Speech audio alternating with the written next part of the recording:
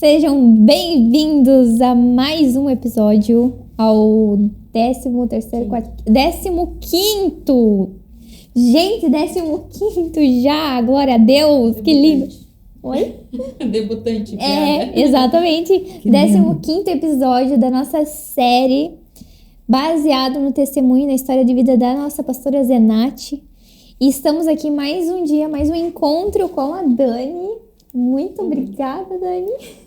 Como eu já falei nos outros, né? O prazer é nosso de estar aqui mais uma vez, ouvindo histórias e compartilhando aquilo que Deus tem feito na nossa vida ao redor da mesa. Exatamente. Com a Zena, nossa ilustre de todos os nossos encontros. Isso aí. E o podcast nosso episódio anterior já foi de muitas revelações, né?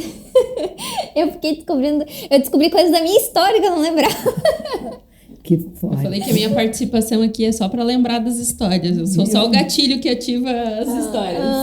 Exatamente. E trouxe aqui realmente, né, como a gente comentou lá no 13º, que a Dani realmente ia trazer à tona algumas histórias que a gente realmente não lembrava e está realmente colaborando muito com isso.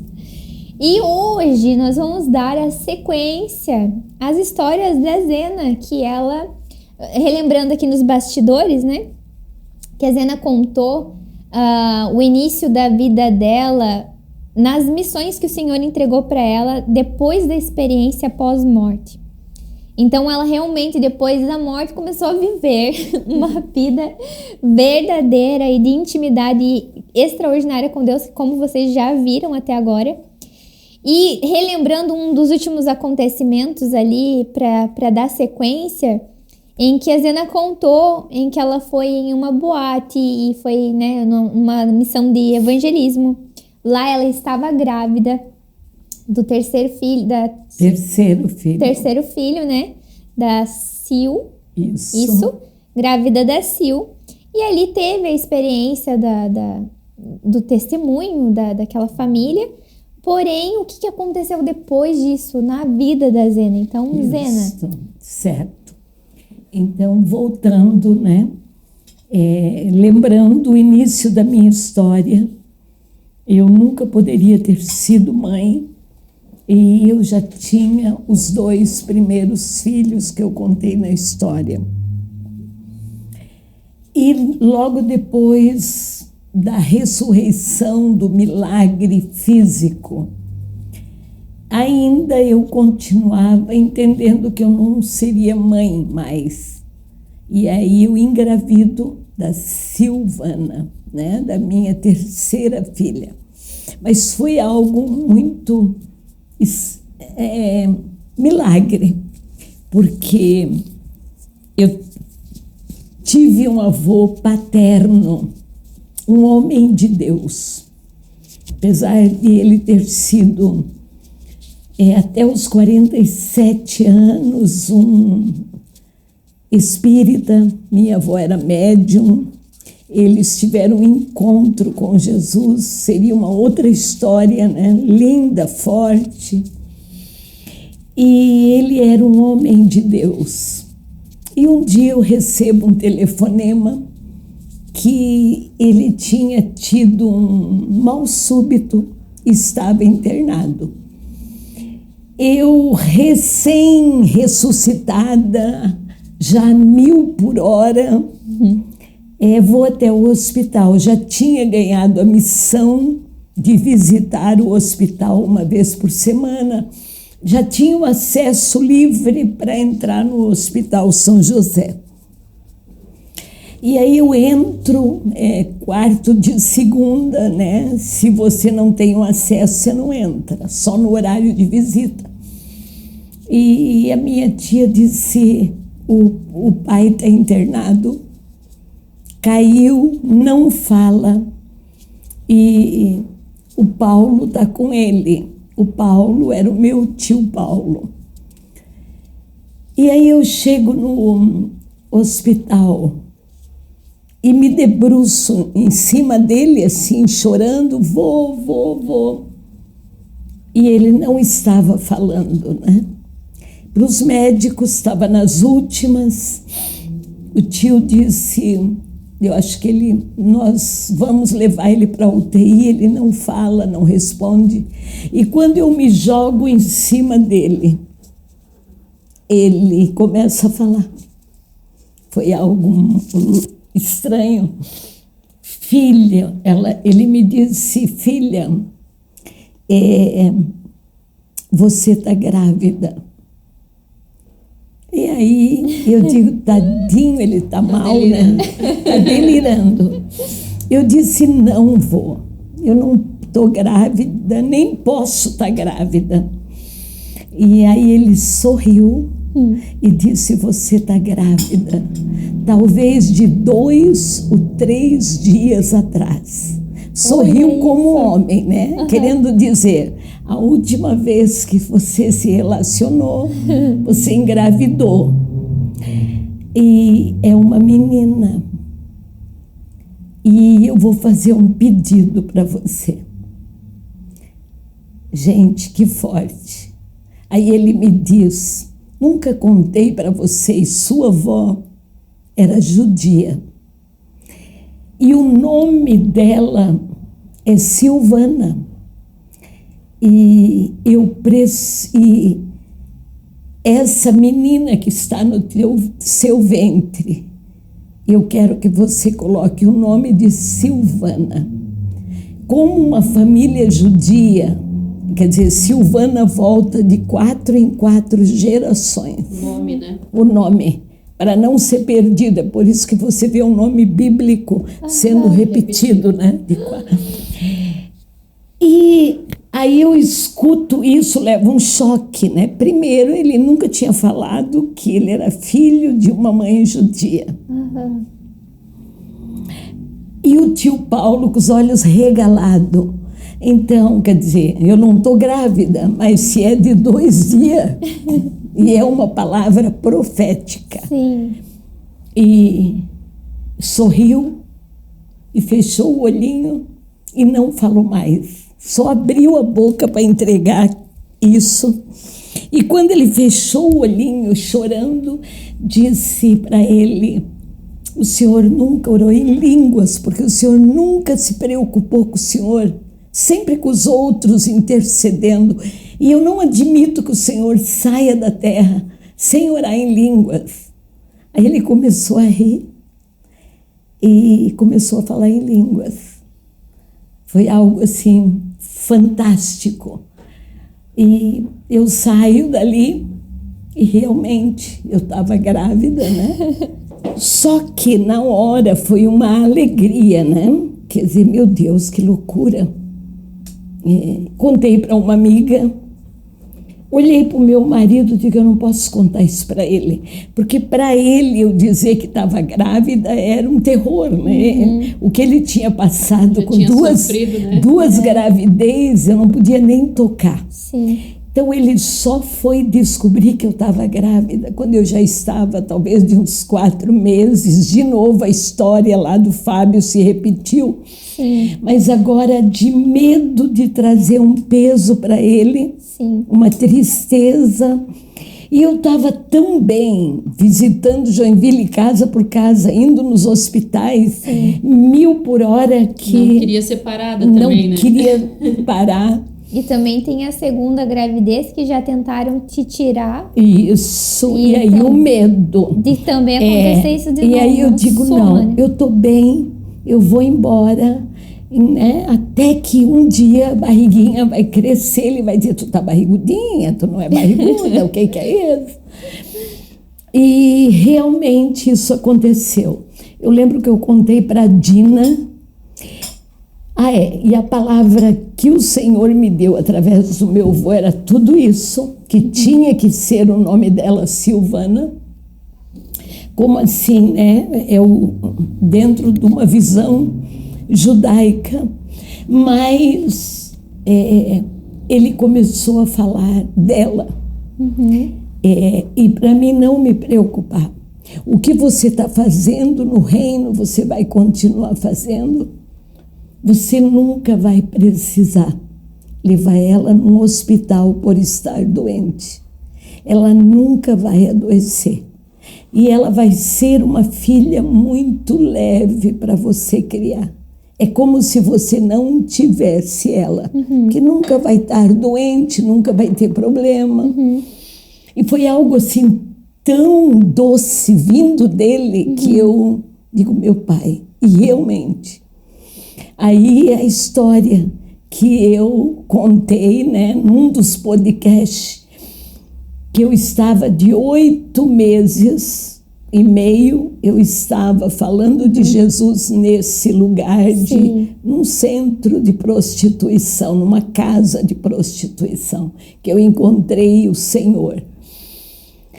E lembro que o último domingo, a cesárea estava marcada para terça-feira e nós estávamos encerrando a última campanha que a gente tinha feito de visitar Joinville até a última casa. Nós estávamos no Morro do Amaral, que é lá, já quase fora de Joinville, e que eu fiz, vamos dizer, eu dei a palavra, o testemunho num culto ao ar livre, e na terça-feira eu fiz a cesárea dela. Diferente das outras vezes, fiquei num quarto também coletivo agora, porque não tinha, né?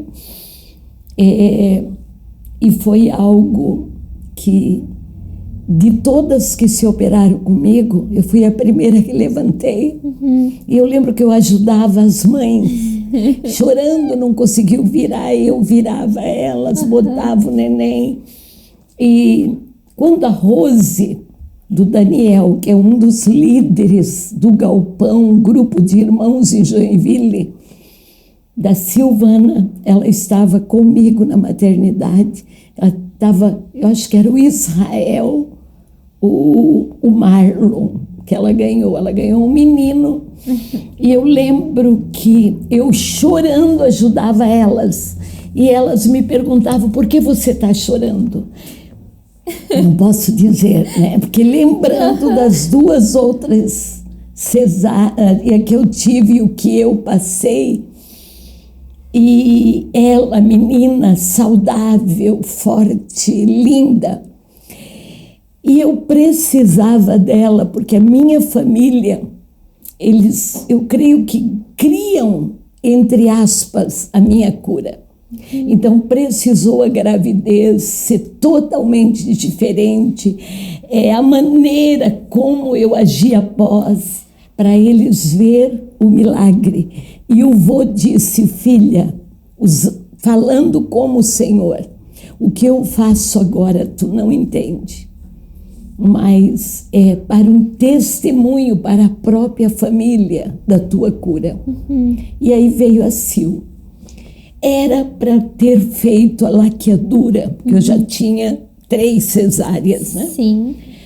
Só que, na hora da laqueadura, eu desmaiei. Quer dizer, fraquinha ali. E aí eu acordo com o doutor Dorival batendo no meu rosto, mas batendo de arder, assim, de doer, né? Dando tapa mesmo, para acordar. E aí eu olhei, ele rindo, disse, nada, eu estou te acordando só.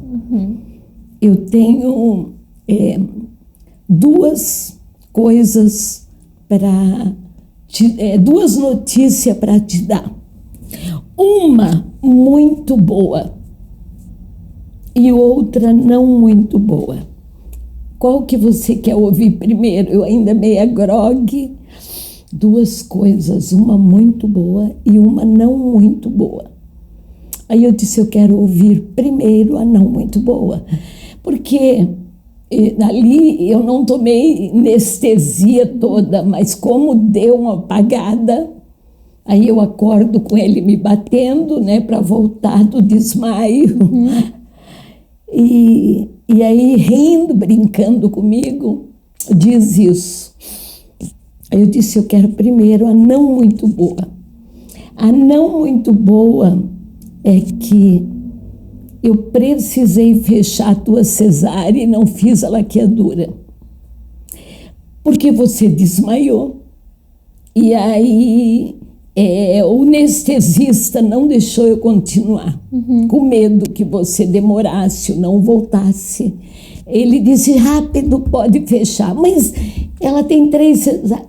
Pode fechar. Eu fui obrigada a fechar. Essa é a não muito boa. Digo, tá bom, mas não muito boa, mas não é ruim, né? Eu digo, e a boa? É que é linda, é uma menina. E aí, e você diz, como é que você falava que ia ser uma menina? Ele disse, nunca vimos, pois é uma menina, quer dizer, eu, né? Realmente é uma menina, só que é morena, e aí eu digo, né? Porque todos eram branco, não nasceu, tem bastante cabelo, eu digo, ele está brincando. E aí, não estou brincando, estou falando sério, que eu já mandei trazer, porque eles queriam me acordar. Aí realmente era morena, cabelo preto, depois clareou um pouquinho, mas total, e tinha cabelo diferente dos 2 primeiros. E aí não fizeram, ele não fez a laqueadura. Eu teria que voltar 3 meses, de 3 a 6 depois da cesárea. Mas ele disse, não vai ter muito problema. Tu tem leite, provavelmente vai dar de amamentar e não tem perigo de engravidar. Eu nunca tomei remédio pelo anticoncepcional, pelo problema de ter usado remédio controlado, tirava o efeito do remédio. E depois do milagre do Senhor, foi a Silvana, né? E agora ele disse, vamos tentar tomar um remedinho. Eu disse, não. Então, e aí ele foi me ensinar a tabela e tal, mas dando de mamar você não engravida. Sim. Tão fácil. Não, se Deus não quiser. E aí e aí tá. Eu, tudo bem, fui para casa. E aí com o neném pequeno, com a corrida, né? Atende, visitam aqui, socorre ali. Nesse período, a gente tinha uma empresa, tinha sócio, a gente ficou sozinho, que é um outro milagre seríssimo, né? E eu ajudava ainda o marido, eu que tirava nota. Na época, não tinha ninguém para ajudar no escritório, era eu que ajudava. E então eu estava 1000 por hora e conseguia fazer de tudo um pouco. E tá um dia na história de cuida, namorando com o marido, eu ouço o Senhor, que não tem hora para ele falar, viu? Foi muito louco, gente. Muito bom. Muito forte. E aí eu ouvi o Senhor dizendo, hoje não é para cuidar, né? E aí o que eu entendi no meu espírito? Eu entendi, uau! O Senhor já fez a laqueadura espiritual. E eu não vou precisar ir de novo, ir lá fazer um cortinho, fazer a laqueadura, porque Ele está mandando fazer algo livre, né? Sem cuidados. Essa é a nossa interpretação sempre do que Deus fala, né? Ele fala aqui, a gente entende aqui. E aí eu disse para o marido, ele, não, pelo amor de Deus, não. Eu digo, não. E o Senhor disse, não é para ter métodos, ou namora livre ou nada. Sim. Aí homem não tem isso, então vamos livre, né? Nada não existe a possibilidade. E aí, quando terminamos de namorar, o mesmo que disse não, disse para mim, você acabou de engravidar. Olha. E aí o coração disparou a 1000. Oh, Jesus! Aí eu olhei para o marido e digo, pai, Sabe assim, o Senhor vendo a cena e dizendo, hoje eu vou fazer uma pegadinha com você. Como ele é real. O grau de intimidade com Deus. E aí eu fiz, não, como? Pá, sabe? Que foi negando? Disse, não, nada. Nada, saí rindo, Senhor. Aí quando eu levanto, vou me lavar, mas assim, papai, foi tu? Não tô doida? O que é isso? Por que tu fez isso comigo? E aí foi tão interessante que quando eu ando, ele diz para mim, o que eu fiz agora, você não vai entender, nem agora, mas depois de muitos anos, você vai saber o que eu fiz. E só agora, de 4 anos para cá, que eu entendi o que ele fez. A Dani, você sabe do que eu estou falando, né?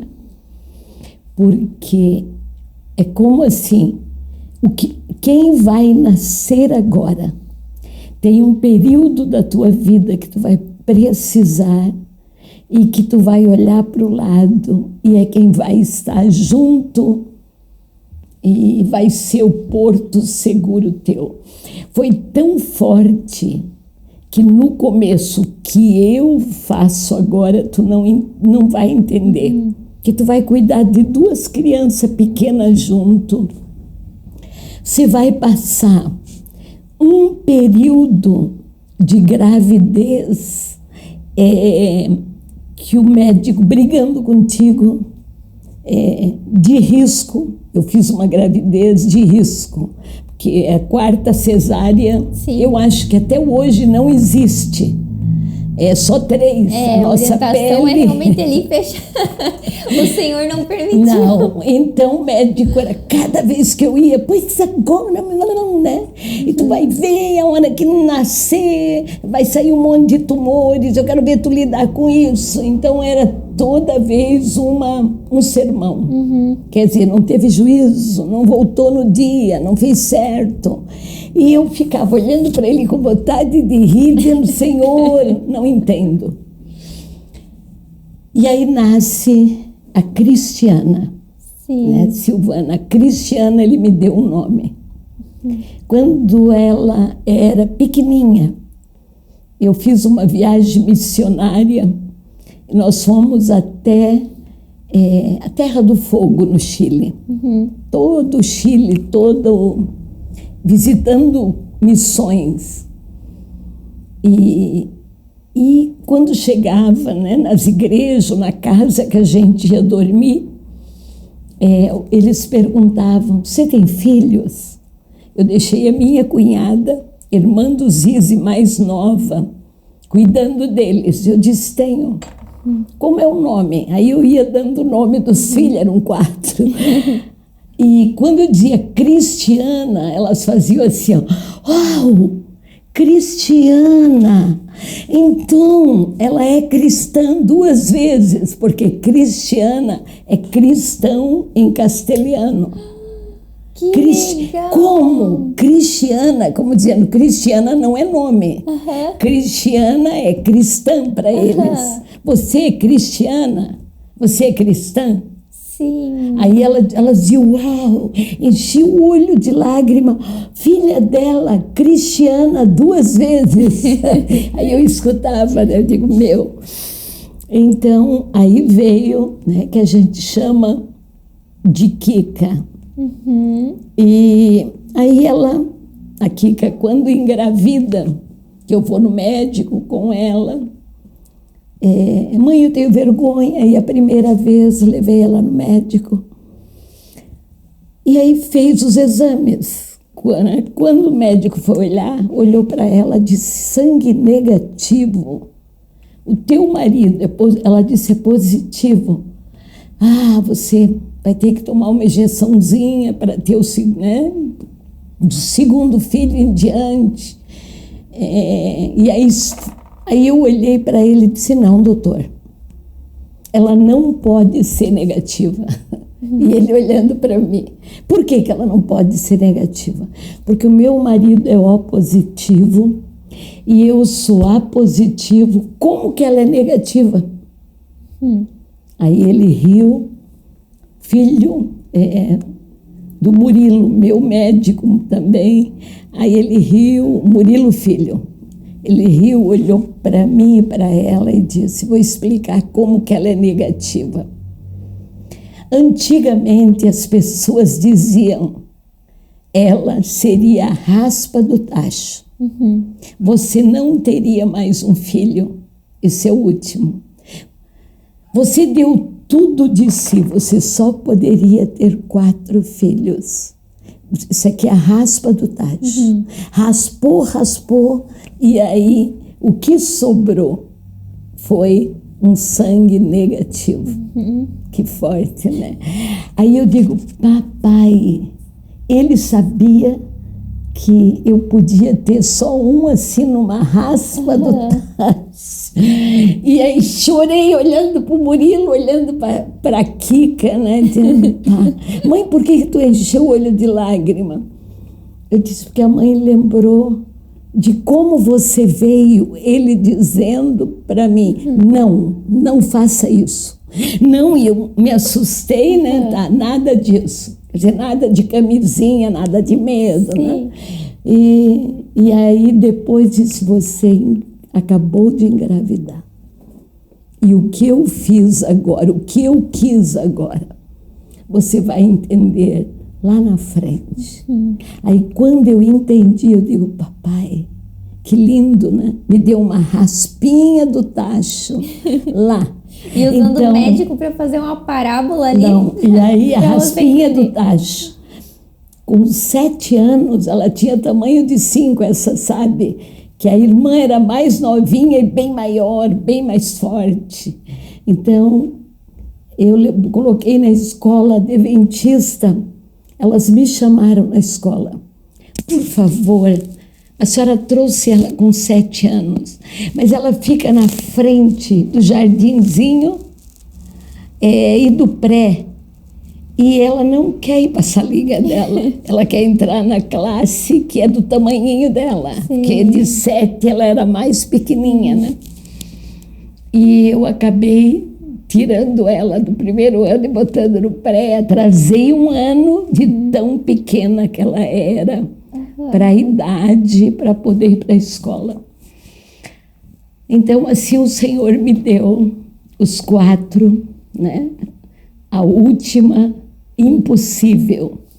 E eu primeiro já era impossível, o quarto era 4 vezes impossível. E aí a 4ª com essa marca.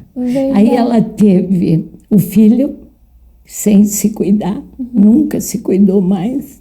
Queria mais um e não teve, né? Porque eu brinco com ela, tu era a raspa do tacho, só saiu umzinho, não saía 2.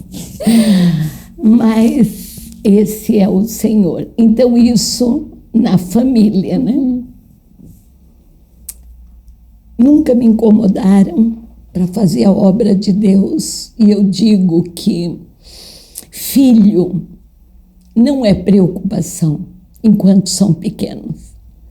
Eu ficava nas vigílias, dormiam, arrumava, levava cobertinha, eles dormiam a noite toda, o povo pulando. E eles amavam. Hoje tem vigília, quer dizer, vamos ficar. Todo o período que nós visitamos Joinville casa por casa, a gente orava. No sábado para domingo, quase praticamente a noite toda. E domingo evangelizava. Então eles eram pequenos, o pai ficava primeiro com 2, depois já teve a 3ª, né? Pequenininha. E depois eu comecei foi muito forte. Eu lembro o dia que nós terminamos a campanha, eu pensei, pronto, agora, né? Agora é uma vida normal. Fizemos 2 campanhas, acabou. E aí eu tinha visitar o hospital, que era só uma época, toda semana, que foi um pedido do Senhor. E aí eu estou bem tranquila no porão da igreja, orando para ir fazer a visita no hospital. Eu sempre orava antes: Senhor, qual é a ala? Aonde que eu vou? Me leva, né? Eu estava ali. Quando eu estou levantando a oração, entra pastor Satiro, olha para mim e diz: senhora tem uns 5 minutinhos? Digo: pode falar. Vocês terminaram a campanha, a última casa? Sim. E eu quero lhe fazer um convite. Digo: fale. Eu queria que a senhora assumisse a classe de jovens da igreja, Escola Bíblica Dominical. E eu tinha entendido que eu tinha muito pouco conhecimento da Bíblia, apesar de ter na época. Começamos com 25. Agora eu devia estar com 28 anos, 29, por aí. E muito pouco. A história que eu contei, que o homem disse: se você conhecesse de capa a capa, você não estaria grávida fazendo o que você está fazendo. E aí eu olhei para ele rindo e disse: não tenho condições. A senhora não tem noção o quanto a senhora se identifica com o jovem. Eu disse: mas eu não tenho Bíblia para ser professora de uma classe de jovens. Não vai pegar, irmã Zenate. Qual é a classe que a senhora vai assumir? Aí eu olhei para ele e disse: me dá os pequenininhos. Não. Pequenininho não. Aí riu, ele disse: vamos lá. Se me dá o intermediário. Quer dizer, aquele que está se preparando para a escolinha de 1º ano. Ele sorriu, disse: não. Então eu vou pedir para lhe entregar uma classe mista de 8, 7, meio, 8 a 10 anos, que é uma classe mista, bem difícil. Já que a senhora não quer os jovens, eu vou lhe dar a classe ali. E aí eu peguei essa classe. E foi algo na minha vida muito forte. Essa semana eu estava lembrando. A gente tem ainda, com vida da minha idade, que foi um deputado nosso, vereador, deputado, o irmão Adelor Vieira. E ele era o superintendente das escolas, ele que cuidava da escola bíblica do campo de Joinville.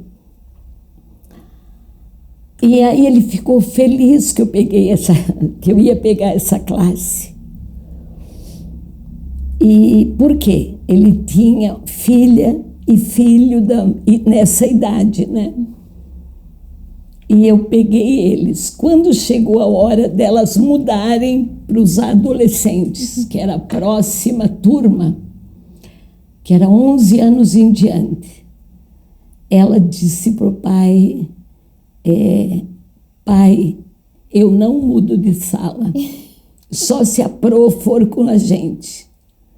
E aí fizeram complô, a guriada, que tinha que me mudar para a sala. Aí eu mudei com eles. Aí chegou o pastor, me chamou e disse: quer dizer que agora não é nós, é a guriada que vai lhe levar. E eu lembro, Fê, que mesmo com conhecimento pouco, mas eu comia a palavra de criança ali, né? E eu não me conformava de dar uma aula simples. Eu fazia cartazes, eu sempre tive muita facilidade de pintura, de olhar uma coisinha pequena e criar um grande, né?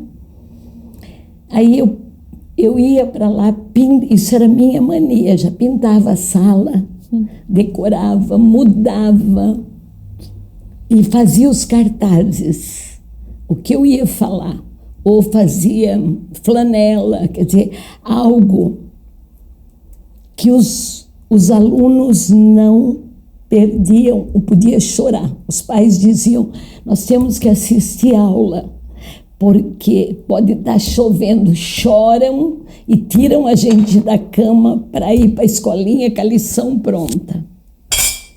E foi algo, porque como que você aprende? É dando. Você jamais vai aprender se você não se propor a passar o que você aprende. Verdade. Então, mas eu fui muito testada. Por quê? Para dar aula na escola bíblica da igreja que eu pertencia, para intermediário eu não sabia. Tinha que ser pedagoga. E aí a liderança sentava na sala dizendo para o pastor, ela não é pedagoga, ela não vai dar conta da sala. Sentavam e eu sabia, um caderno na mão para colocar os pontos que eu avaliar que eu errei. E aí primeiras aulas tinha alguém sentado com uma plancheta me encarando e eu não sabia, eu digo, por que eles sentam? Às vezes é mulher, às vezes é um homem. A gente só vai ficar sentada aqui, vendo a sua aula. Mas era dizer, ela não é formada, não tem condições, não tem manejo de sala. Foram caçar furo. Mas o que eu tinha? Eu me debruçava. E eu digo, eu conhecia Jesus. Não de ouvir falar, mas de ouvir Ele, entende? E eu me preparava porque eu sabia que eu não tinha condição, né? Eu não tinha formação que as outras, todas eram pedagoga. Mas para mim, eu me firmava naquilo que Jesus disse para Pedro, tu me amas? Apacenta os meus cordeirinhos. A terceira vez tu me ama, apacenta minhas ovelhas. Então, para mim, Deus disse, comece com os pequenininhos. E eu não podia começar com um jovem da minha idade, porque eu era jovem, apesar de ser casada, tinha muito jovem da minha idade. Sim. E aí, quando aqueles que sentavam com a plancheta, na metade da aula estavam... A plancheta estava encharcada de lá. E aí me abraçavam e diziam, me perdoa. E eu ficava pensando, perdoa do quê? Do que ela está me... Por que perdão? Porque eu era tão, inocente na maldade que eu achava, eles querem escutar uma aula de criança. Sim. Deus não deixava eu entender, elas estão aí te canetando, né? E foi bem difícil, porque eu comecei a fazer coisa que ninguém fazia. Aí a meninada me levou para os adolescentes. Adolescentes eram 2 salas, uma de menina e uma de menino. Quem diz que a igreja conseguiu separar mais? Aí nos levaram para uma sala enorme naquela casa que as classes não cabiam. E aí eu comecei a dar aula num lugar que se fazia culto. E dava-se aula de Instituto Bíblico, porque mista. Choravam, nós queríamos ficar com a irmã Zenaide, e aí misturamos. Aí eu levei essa guriada, e aí cresceram, me levaram para a sala adulta. Aí ficamos com a mesma sala. foi conhecida como uma sala que os alunos não faltavam, que não tinha falta. Sim. E que era a maior sala. Aí quando eu peguei jovem, Deus já me dava uma facilidade que eu dava uma aula por mês e passava para as meninas e meninos que eu via que tinha dom. Sonara, escolhe no mês que você vai dar uma aula. Júnior, que hoje é o esposo dela, né? E aí, pensa, e eles tinham professores jovens da idade deles e eu finalizava. E aí comecei a preparar professor para a igreja, sem saber. Não é que... Eu digo, Muzenati, eu digo, rapaz, você fazendo medicina está com medo de dar uma aula. O que é isso? Você é professora. Eu não tenho estudo nenhum e vocês estão com medo do quê? E aí comecei a formar a guriada. E aí quando o pastor viu aquela sala cheia, eu acabei sendo coordenadora da juventude do campo de Joinville. E agora, há 2 anos atrás, fez 50 anos. E recebeu uma homenagem. Aí me chamaram para uma homenagem. E qual foi o susto que eu levei, gente?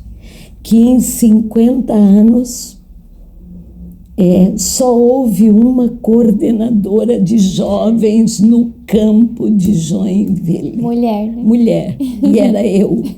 Eu vi aquela homarada, né? A maioria pastor, vieram de cidades longe, porque foram coordenadores e o seu homenageado. E no meio de todos os homens estava eu lá. Eu digo, Jesus, que loucura.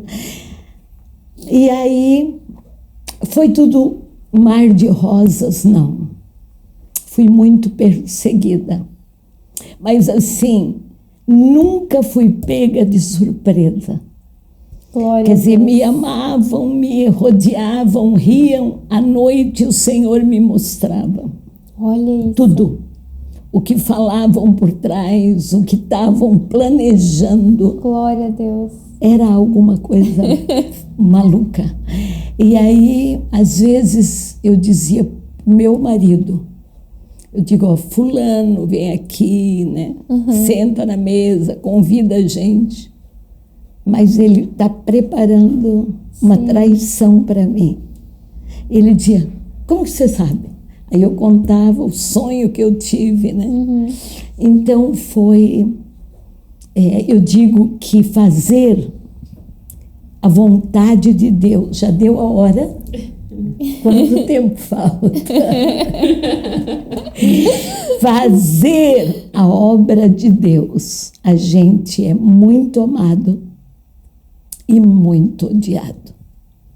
Tem uma pregação do Theo Hayashi. É muito amado que às vezes você tem que dizer para a pessoa, ei, eu sou gente, se tu ficar na minha casa comigo, vai se decepcionar. Você vai se decepcionar, eu não sou o que você está vendo, é só Jesus. Exato. Se Jesus sair da minha vida meia hora, tu não me conhece mais. Então eu tinha que dar um choque.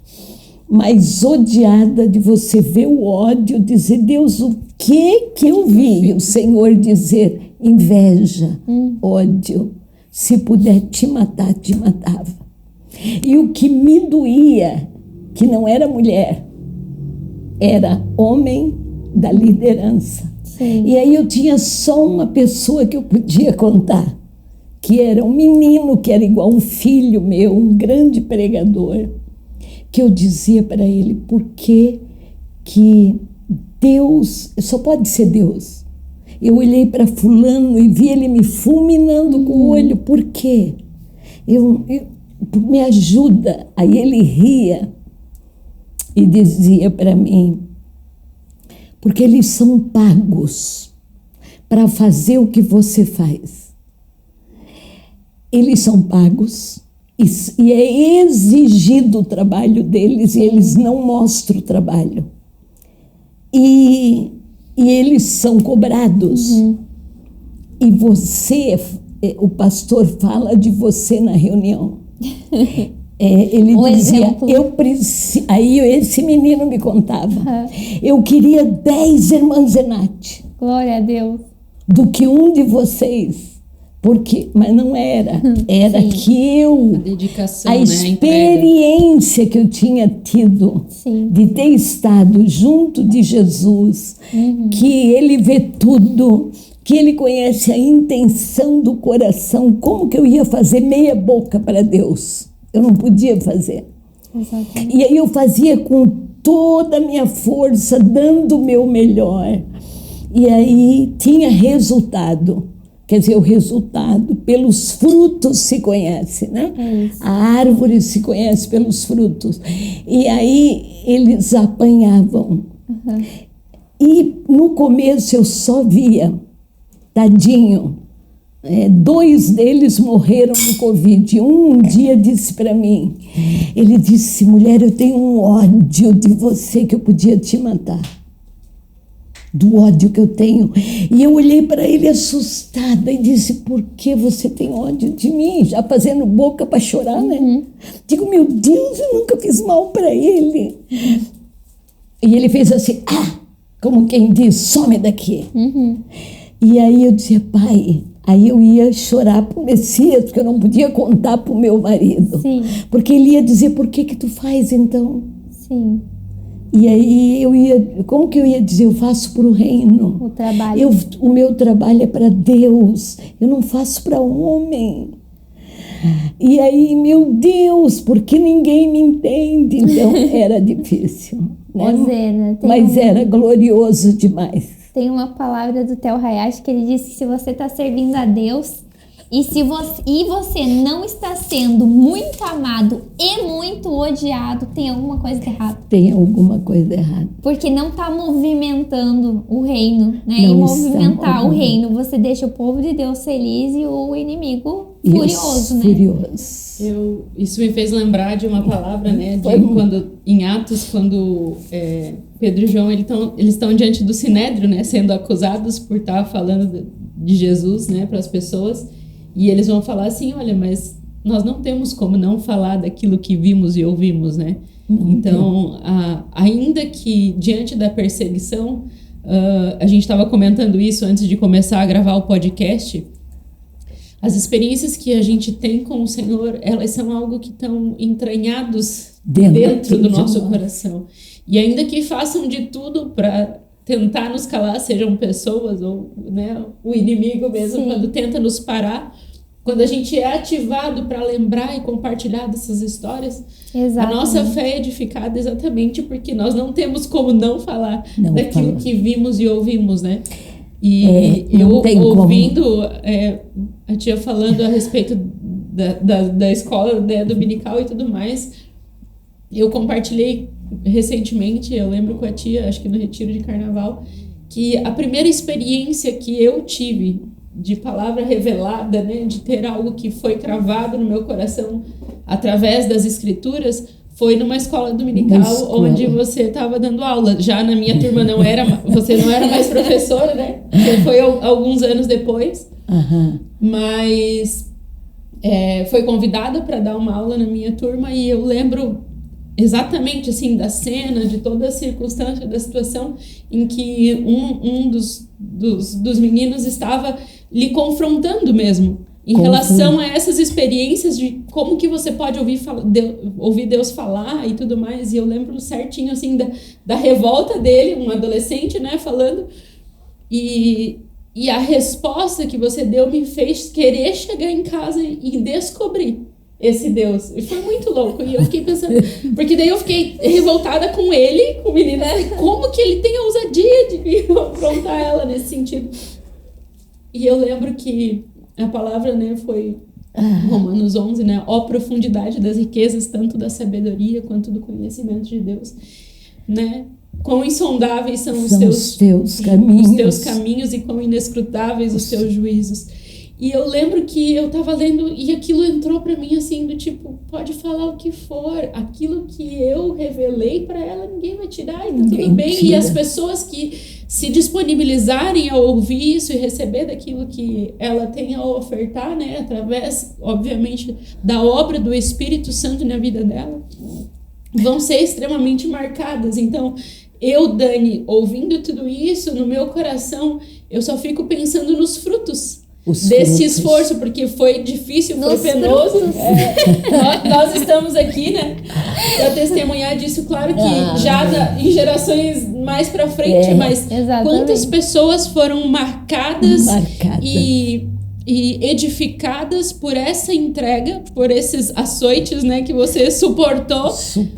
Em nome daquilo que você carregava. Obviamente que a gente sabe que foi por conta dessa experiência com Jesus, mas então eu, como um dos frutos, só tenho obrigada por ter suportado, porque como eu falei em um dos inícios ali, você foi a desbravadora que abriu o caminho para muitas pessoas. Para mulheres, principalmente dentro da comunidade, que era, né, o meu pai dizia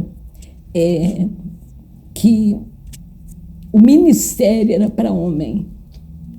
Ele teve 6 filhos homens e 3 mulheres, 2 pastoras. E ele não aceitava ministério de mulher. Então, quer dizer, eu estava numa igreja que desde o meu pai não aceitava ministério de mulher. E aí o Senhor me devolve a vida e diz, vá para o hospital. Agora vá de casa em casa. Na tua mão. E aí o que aconteceu nesse vai de casa em casa?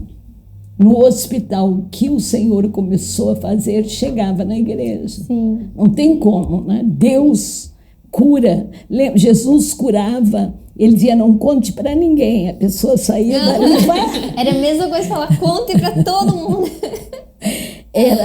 Então não tem como, né? Sim. A melhor estratégia de marketing. É verdade. E foi algo muito forte. Então foi um período tremendo, e hoje é muito forte, porque eu passei um período mais em casa, até na Adonep, ganhando convite, não indo, e agora o Senhor disse para mim, chega, agora você vai. E eu comecei, fiz 4 chá nesse último 2 meses. Sim. Mas o Senhor me fazendo eu voltar para ver o que Deus fez. Eu voltei a Curitibanos. E aí voltando, né? Eu estou contando aqui após a minha ressurreição, né? Que foi... Dentro da igreja foi esse caminho. Mas neste caminho que eu estou caminhando, eu estou com os adolescentes. Não, eu já estou na liderança de jovens da igreja como coordenadora quando nasce o Apoio Jovem. Aí nesse período eu tinha os meus 30 anos mais ou menos. E aí, quantos minutos, amor? Se eu vou puxar um assunto que demora. Agora tem 55. Ô, Zena, vamos... Já passou. Então, lembrar, né? Isso. Que eu contei a parte da minha igreja. Isso. Mas é nesse período que eu estou a 1000 por hora no campo de Joinville, na época com mais de 2.000 jovens, sendo líder da liderança, mas fazendo com amor. Onde eu estava lá, aí nasce o Apoio Jovem. Aí, se eu já era odiada por alguns, aí você não tem noção, porque aí... Era um trabalho fora. Né? Aí eu solto aquilo, ninguém podia entender. Para começar algo do nada. Porque aquilo era algo que muitas pessoas almejavam, né? Então, assim, como que tu tá largando algo tão desejado? Algo tão desejado por nada, para se misturar com gente que não é nada. Isso. E, entende? Chegaram a sonhar que eu ia virar freira, me viram vestida de freira. Gente, palavras altas, mensagens. Foi algo bem sério, mas foi algo tão grande. Que eu continua sendo, né, algo que eu tive que voltar a curitibanos para o pastor dizer: eu sou fruto do seu trabalho. Lindo, Jesus. Nega, isso me faz lembrar de uma palavra que o Senhor te deu. Eu não lembro se foi através de sonho ou de visão, mas eu já estou chorando de novo. Tem bastante lenço agora. Pode ficar à vontade. Que nos últimos períodos do teu ministério, você estaria carregando um cesto. Sim. E colhendo frutos, e os frutos que permaneceram, né? Que permaneceram. Então, eu acredito que essa volta que Deus está fazendo você agora dar é para colher esses frutos e ver aqueles que permaneceram. Que lindo, gente, foi tão forte. Aí fui no sul da ilha. Eles vieram todos tomar café comigo de manhã e contar que tudo era um fruto. Olha isso. Aí eu fiquei... Foi algo muito forte. Gente. Voltei chorando. Gente, estamos encerrando, tá? E agradecendo, eu quero deixar uma palavra de oração. Pai, eu quero colocar diante do Senhor, sim, Pai, os nossos ouvintes. Amém. Que vão ouvir cada podcast. Sim, Pai. Papai, o Senhor sabe que o propósito é um livro, Senhor. Nós não podemos passar pela terra e não deixar a nossa história registrada. É verdade. Mas cada vida que ouvir, que elas se posicione e descubram nome de Jesus. Que estão nesta terra para um propósito. Nós não estamos aqui para ter e ser, para adquirir coisas, para ter uma família. Nós estamos aqui para cumprir um propósito. Ajuda que cada um descubra o seu propósito e que algo sobrenatural possa acontecer na vida de cada um. No nome de Jesus. Amém. Amém. Que Amém. forte. Gente, Que até a forte. próxima. Um beijão pra vocês.